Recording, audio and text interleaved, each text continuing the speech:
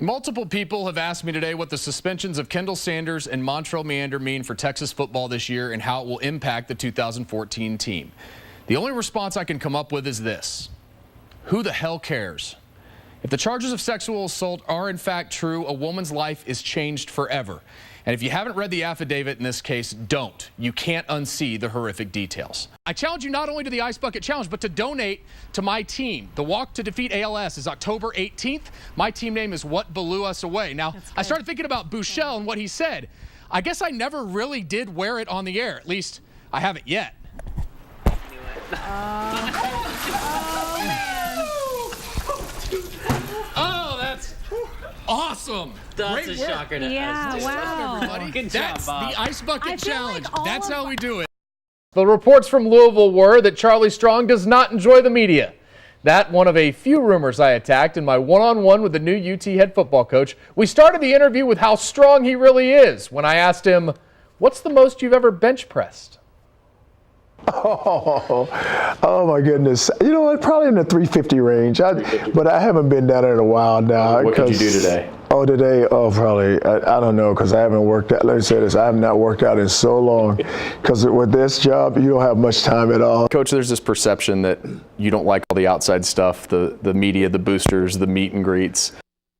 First of all, do you know where that came from? And second of all, why do you hate us so much? What is it that we did to you? No, Bob, I do not hate the media. I don't know where that came from. In 5 years, you and I are sitting here. What are we talking about? Well, I would like to say that within 5 years of us sitting here, I want to say that I graduated every player that have come through this program under my watch. And then I would like to say that we have won some championships. National championships? Well, I'm not going to say that just yet, Bob. You know, you try to put that pressure on me, but you know, we just want to. I'm not the only one, though, am I? No, you're not the only one. But I would like to say this. I would like to say that we did things the right way. Tomorrow night at 10, I'm just going to sit at this big board and advance teams for 2 minutes. Just pull them over. I'd invite you to come along to enjoy the feeling, but my bosses might get mad.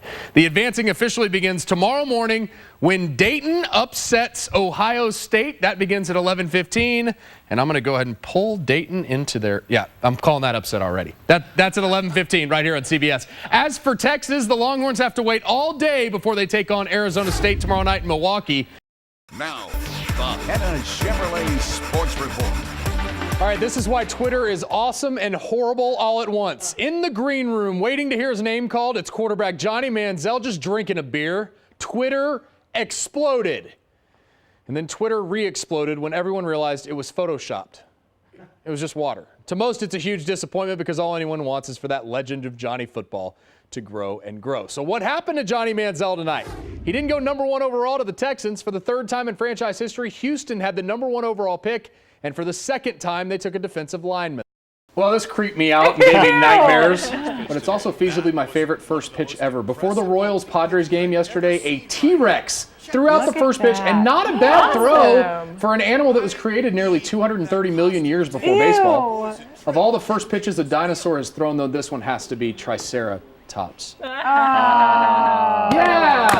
Man, you nailed it, you Bob. guys nailed it. Loved it. You guys, isn't that creepy? That is kind of very that. realistic. Cool. And That's probably good a job. better There's a- pitch than I could have thrown. There's a show called Walking with Dinosaurs coming through town. So Oh, so it wasn't real. that was not a real. Yeah, I know people may be confused. That was not a real dinosaur.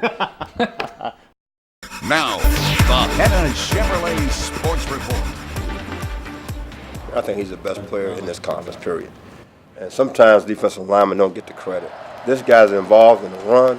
He's involved in the pass game. If you don't have a plan for Malcolm Brown, you will make a mistake. Earlier today, the Big 12 tweeted out its first-team all-defensive team with Malcolm Brown at defensive tackle. Malcolm Brown with a second L is a running back at Texas. Malcolm, without the second L, is the defensive tackle, the Outland and Nagurski Trophy finalist. Anyway, after the Big 12 mishap, CBSSports.com released its first-team All-American team with Malcolm Brown with 2 L's and the number 28 at defensive tackle.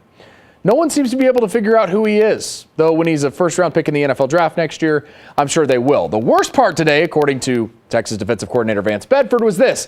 The coaches that played against him know how good he is, and even they didn't recognize him for his work. Bedford on Twitter, quote, Malcolm Brown was up for national awards, but our own conference does not see what the nation sees. In a second tweet, Bedford continues, every team in the Big 12 had to game plan for him, Someone tell me how he was passed over.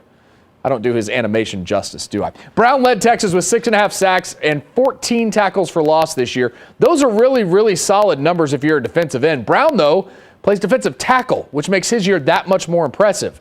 He disrupted defenses throughout the year and was definitely the best player on that Longhorns defense. Now let's get back to the confusing portion of our show. Malcolm Brown is on the first team. Malcolm Brown is on the second team. These guys are homonyms for life, if nothing else. The running back joined by Quandre Diggs, Jordan Hicks, and Cedric Reed on that second team. The Horns also had 5 players selected. Honorable mention, all Big 12. No surprise, the coaches select Gary Patterson as the Big 12 Coach of the Year. A few other notables, Trayvon Boykin, your Offensive Player of the Year. Hendrickson Samaje Perine, the Offensive Freshman of the Year. And Cedar Park Spencer Drango, the Co-Offensive Lineman of the Year. 4 Austin area players earned first team honors. John Harris earned honorable mention all Big 12 today, but he wasn't thrilled with that, tweeting out, "Guess getting over 1,000 yards doesn't mean much. Oh well." Harris, the first Horn to hit that mark since Jordan Shipley, and only 3 conference players hit that mark this year. Now, Quandre Diggs, known for talking a lot, simply wants to let the statistics themselves do the talking. Texas first in pass defense in the league. Quandre, a second teamer. All those snubbed Longhorns will get one final game in the Burnt Orange, though. UT can now turn its focus to Arkansas. As you may have heard, Charlie Strong went through the ringer this year trying to get the program to a better place. According to him, it's getting there. You would like to go win more games and make sure that the program's headed in the right direction. And a lot of times we judge it by the number of wins. And I see that happening with this program. I see it turning. It's coming. And we just know this. We just got to continue to work hard and good things are going to happen. Stay with us. We're back after this. All right, now the Express are part of the food fight in the minor leagues. This is the grilled cheese hot dog with fries. It is absolutely amazing. Can you hold this for a second? We're gonna try a bite here. That's probably not the best idea on air. Tonight at 10, Steve Buechele, the Express manager, one-on-one. Hopefully I don't weigh 20 pounds more. Your Henna Chevrolet Sports Report live. Back after this. Multiple people have asked me today what the suspensions of Kendall Sanders and Montrell Meander mean for Texas football this year and how it will impact the 2014 team. The only response I can come up with is this: who the hell cares? If the charges of sexual assault are in fact true, a woman's life is changed forever. And if you haven't read the affidavit in this case, don't. You can't unsee the horrific details. Charlie Strong was very direct and very detailed about his 5 core values for this program. He has them plastered across the UT football facilities for everyone to see with good reason. Be honest, treat women with respect, no drugs, no stealing, no guns. Even at Big 12 Media Days on Tuesday, when Strong knew that police had investigated the case going on 4 weeks, he said it wasn't really a point he had to hammer away at because all these things are things the players grew up knowing. A great question was raised to me today. Does Strong really need to teach the players treat women with respect? The most notable statistic I could find that screamed that answer is yes came from RAIN, the Rape, Abuse, and Incest National Network. 80% of victims are under the age of 30. So Charlie Strong is wrong on one front. It is absolutely a point that he needs to hammer home. Not because 2 players are charged with a crime today, but because as a team, they can do something about it moving forward. And isn't that the point? When mistakes are made, make them matter in your life. If the charges prove true, Sanders and Meander could have the opportunity to transfer to another school and start over. Their victim never gets that chance. She can't transfer what happened from her memory. She has a long fight ahead to put all of this behind her. Look, Charlie Strong said it best. If you don't want to be a part of this football team, break a core value. He's determined to make them great on the field, but he's damn sure going to make sure he does the same off it.